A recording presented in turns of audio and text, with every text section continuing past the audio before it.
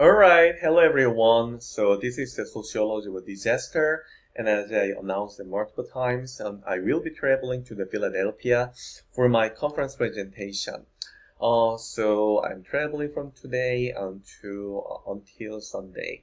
So this is the replacement of the lecture as on the asynchronous format, and as you already covered a lot on Tuesday, so this video will be shorter than other on the lectures. So after this lecture, so there might be no more assignments relevant to this topic or this this video other than the weekly abstract. So that might be easier week for you. Fortunately, they help a lot for your schedule. All right, so let's see what are the other issues about the pandemic situation. So many of the pandemic situations, such as the COVID-19, there was also a type of the coronavirus, and there are other types of the coronavirus, which we say the zoonotic infectious disease.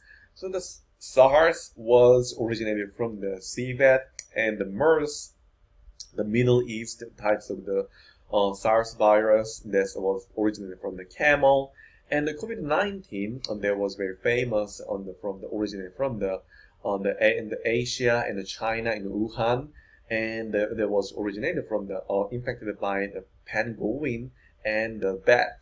So all of those types of the zoonotic disease and the coronavirus are coming from the bats, and they are infected by the civet and the camel and through the pangolin, and by eating and other contacts, and they are infected to the human, and they will spread out the human community.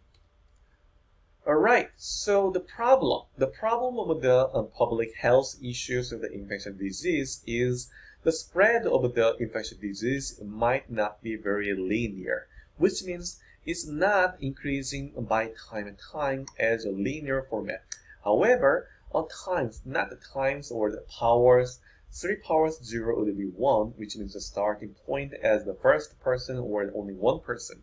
But spread of the COVID-19, some of the very famous or very super infectious disease, that starts as the R, the lower note would be R and 2 or 3, but it comes to the 5 or 6, which means the spread of the first stage would be 3 power 1, which is the 3 square, and 3 power 4, 5, 6, and 7. That might be very fast. So increase of the spread of the infectious disease would be very exponential, which means this is very speed, very quick, and very fast. So because of the very fast speed of the spread of the infectious disease, and that's why we are doing the public health measure. So even though the masking is not very perfect, or not 100% blocking or preventing those types of the infectious disease, but at least it can block a certain stage of the infectious disease. So certain stage of the spreading out of the infectious disease, public safety measure, I mean the masking or the vaccination, that will lower down or slow down, delay down the spread of the infectious disease. That's why the safety protocol, the public hygiene practices like the washing their hands, the covering their mouth, the lockdown, that might be very effective at the beginning stage of the spread of the infectious disease. So the COVID-19, as you all know, as you are familiar with that, first the patient variant happened in the Wuhan in China, and there was a very big delay of the China alerts. So there was about around 2 weeks the alerted WHO that was happening, and they did not open on their data. So there was delays and identification of new virus COVID-19. The first case outside of China in Thailand, and that happened again. And also after 2020, there was many of the fluctuation, the hesitation, and that delayed with the spread of COVID-19. And this is the wider timeline from Wuhan, China, and to the United States and UK. And there was approval of the emergency use of Pfizer vaccine, and we could see there was a differences of the vaccination.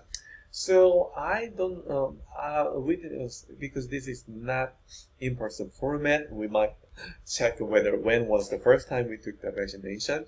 And for me, there was only 2021. I remember, I remember because as a part of the essential workers, the teachers and the professors and other types of the essential workers, including medical professionals, they had the priorities of the vaccination with the younger, with the older adults and others. So there were many of the debates whether just on the rebelling or the protesting not to take the vaccination because these are not very safe. So there are a number, this is the up-to-date data. We can see that many of the cases total. There are some of the countries with a higher number of cases, and if they had the more COVID-19 tests, there would be more confirmed cases. So the more confirmed cases would not mean the more fatal deaths. But in the United States, as I mentioned last time, there were more than 1 million deaths by COVID-19. So there were very high risks of the confirmation of the COVID-19 at the end of the 2021 and 2022. You might remember that there was the release of the lockdown, and there were more people came out of the lockdown and without the masks, and there were high in the spread of the COVID-19, and there were more deaths at that point in time. So the possible factors in the by high test totals, maybe there were more the confirmed cases because there were more the COVID-19 tests, because the United States had a very affluent number of the test kits, and the other countries might not have the large number of the test kits at free, because some of the countries they needed to pay a lot for those tests. So that might be the issue. And also the COVID-19, I will show you this video as a part of the link.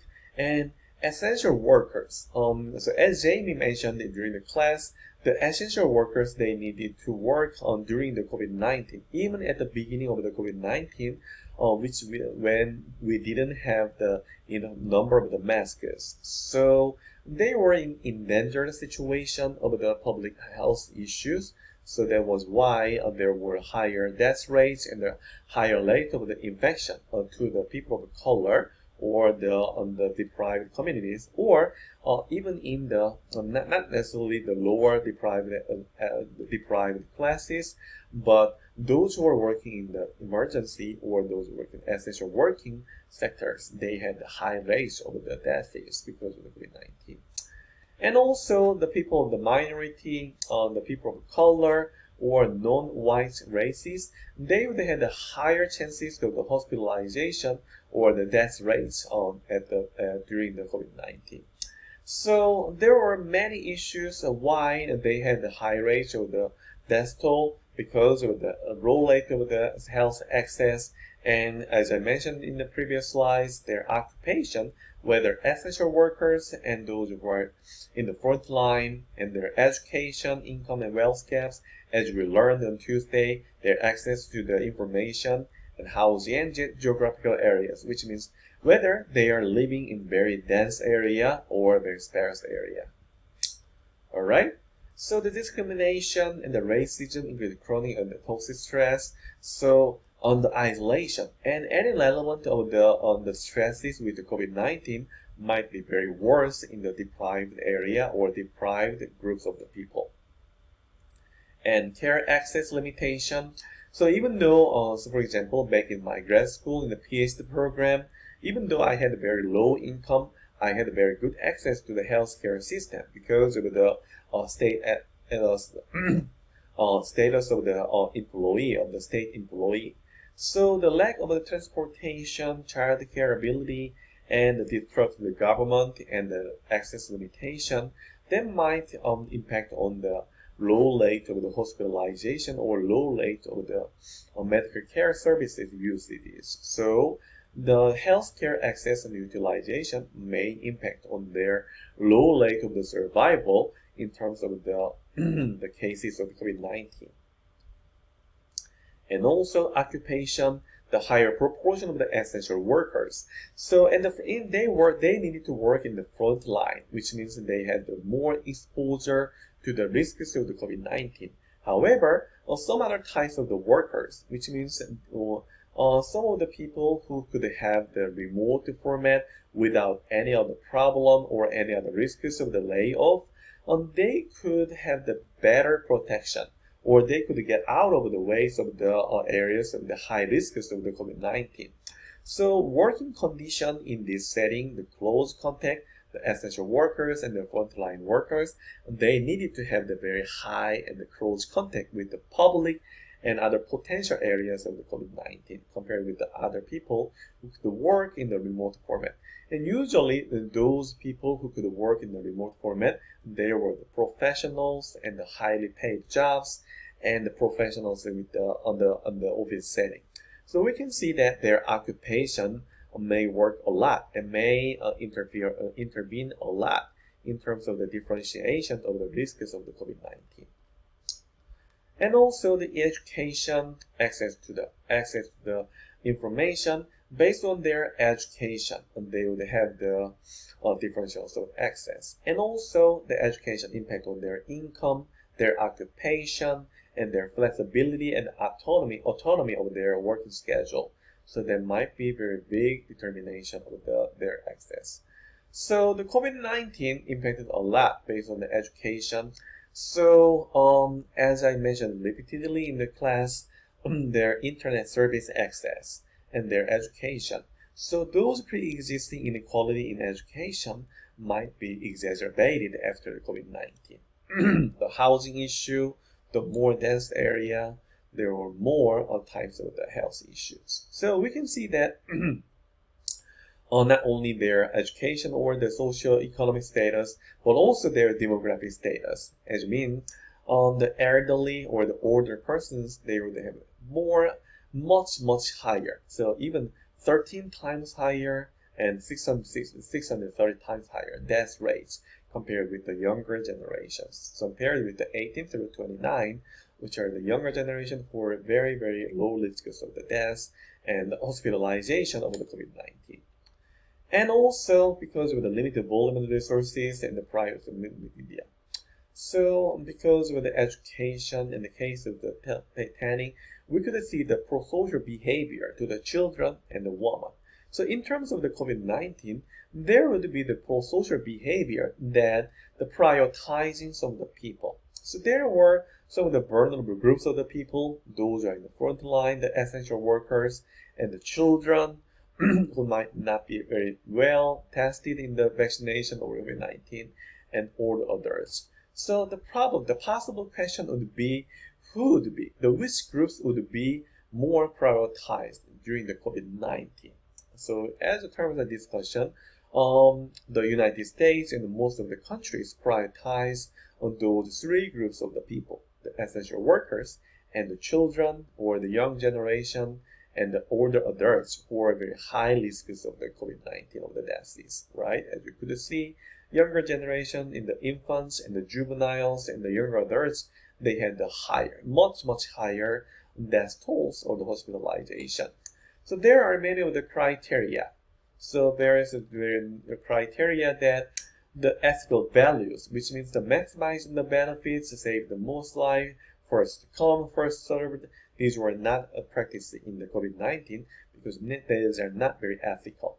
But the sickest first and the youngest first and the saving the most of the lives and the saving the most life years and maximizing the prognosis, these were practiced in the COVID-19. Alright, so these were many issues of the COVID-19, and we could see many of the other issues relevant with the COVID-19 issue. Alright, so as I promised, this is the alternative lecture, so I will have the very short type of the video. So other than that, there is upcoming assignments, the short essay exam 2, which is a media review. So you are choosing either the movie, animation, or comic book, or novel, or the drama. So you can choose anything. anyone, so you can choose only very one format and one thing. So you can watch one movie or one animation, and then the reviewing whether who are more vulnerable, for example. So which group were more vulnerable than others in that disaster movie, or applying what we learned so far. So for example, based on some reading, or you can try to analyze or interpret the animation about the disaster or the novel or the drama. So I delayed about 2 weeks. So the original due date was the October 22nd, but I delayed 2 weeks so that you can have enough time to work on the essay exam. So that is the last essay exam because I cut down the third one. And other than that, so after finishing that, the weekly abstract. So this week, as we don't have the class today, so you can just include only one article to your abstract in terms of the summarization. And you can include what you learned in this video or the lecture on Tuesday and other readings, and then you can finish your weekly abstract. So the framework of this class in the later part of this semester will be you had the short essay exams. So the first one was the interview, and the second one was the media review. But in your presentation at the last 2 weeks of semester, you are extending so you can choose either one option, extending your first short essay exam. So for example, you are having 2 more interviewees and make the summarization and make the presentation. So this is a possible one of the first option. And the second option would be extending your media review, the short essay exam 2, and add 2 more medias and make the analysis and make the interpretation. So there are 2 options, extending your first short essay exam or extending your second essay exam. And then your presentation will be a transition to the final paper. So that will be your final assignment of this semester. Alright, so I will add more details later after coming back. Thank you very much for your attention. See you next week.